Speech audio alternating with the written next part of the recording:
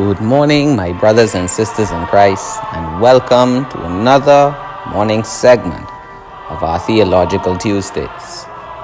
We do give God thanks for the health and strength to face another day with all the challenges and blessings that await us as we journey through this day.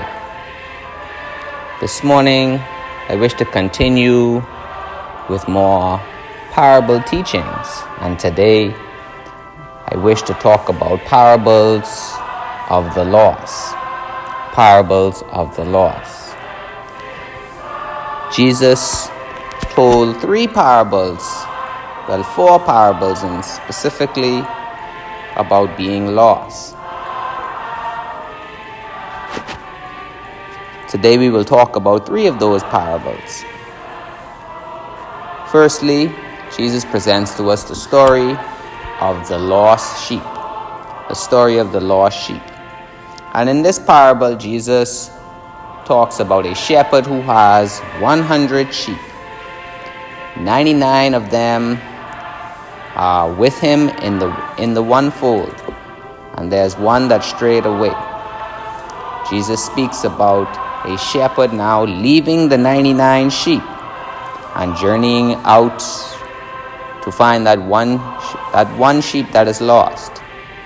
In essence, a lot of time persons are trying to figure out now, why is it now that the shepherd would leave 99 sheep vulnerable and go and search for this one lost sheep?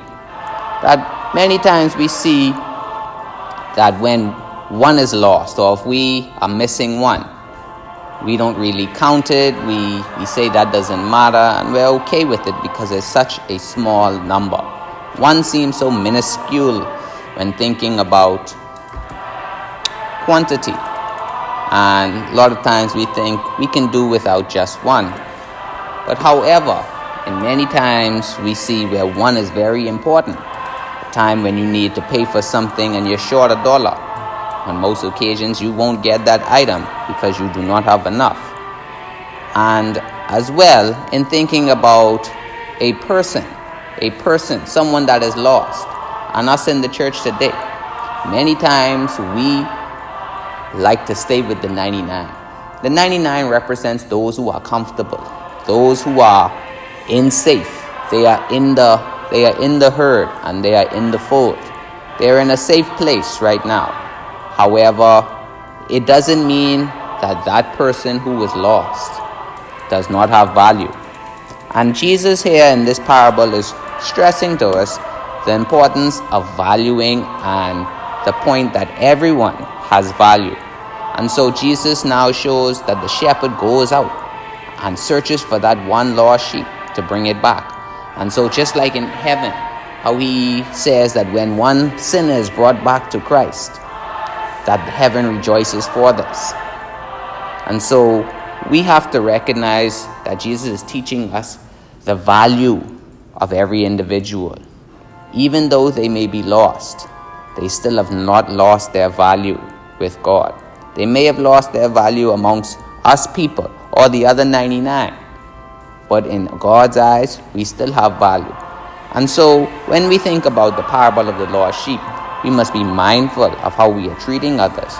Sometimes we only want to stay with the 99 because it's easy and comfortable, and no one wants to go out into the dark trenches of the world to search for that lost person, that lost soul who has gotten mixed up in other activities that are not doing themselves justice, not doing their lives justice. And for this reason, we must recognize that we have a role to play in going out searching for them, to bring them back to Christ, because he needs to remember that he has value as well.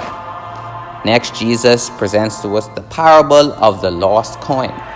The parable of the lost coin. And in this parable, a woman, she loses a silver coin worth about a day's wage, an entire day's wage. And so in order to find this coin, because she understands the value in which this coin has.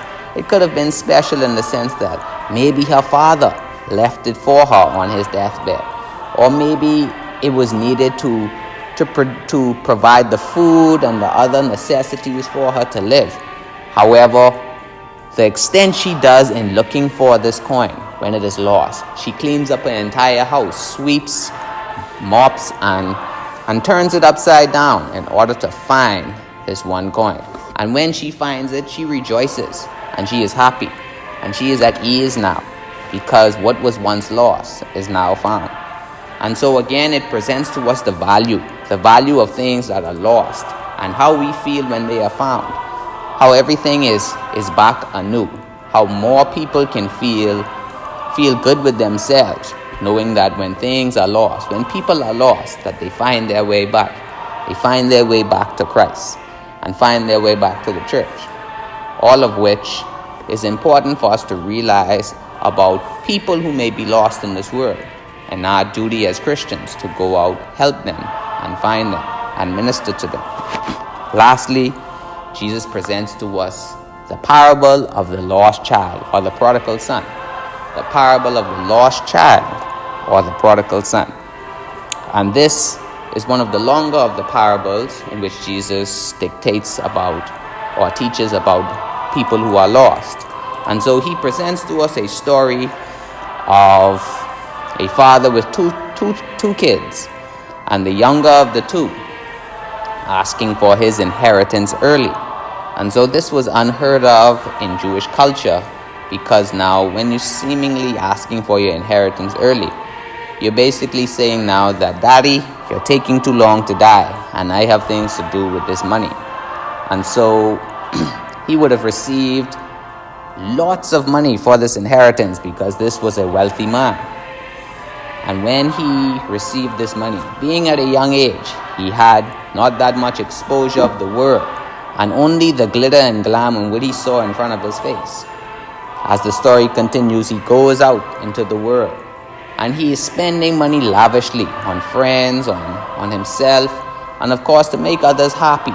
And people are surrounding him, always around him. They want to go to parties, they want to go out, have drinks, they want to have nice dinners, nice lunches. And what is happening now is the fact the young son goes out and he is not that responsible with the funds that he had received, spending it very lavishly, and in the end he loses all of his money. What results after this is that all of the friends and the persons who are around him were just around him for the money and what they can get from him. And now when he is at his worst, what do we see? The fact now that he is working in a job that requires him to feed pigs. And if he was a Hebrew man, of course we know that this would have been one of the lowest jobs that he could ever find himself in. The fact now that he is not supposed to eat things such as pork and considered unclean, that he does even worse than that. The fact now that he eats the food in which the pigs have to eat. And so thinking about this, and for himself self-reflecting, he goes back home and he remembers the kind of life he had with his father. And he goes back and they rejoice and they put a big feast on for him. And the father embraces him and says, what was once lost is now found. And so a lot of times we ourselves go on those journeys where we stray away from God and want to be so a part of this world. And that we see now that when the world has left us high and dry, the only thing that remains is for us to return to God's love. Many times we fail ourselves in this because we return back to God's love. We return home to receive that care and that nourishment and to get ourselves back into a joyful spirit. And then we find ourselves back out there in the world doing all of the heinous things that brought us to the world's mercies. This morning, when we think about these parables of the lost, let us reflect upon ways in which we may be lost in the world. Let us reflect upon ways in which we can help others be found.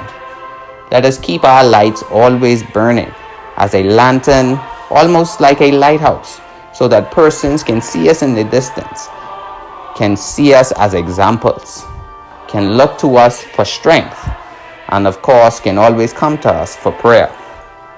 Being lost is a very pivotal theme that many of us are struggling with, wondering what is my correct path? What direction is it that the Lord is leading me into?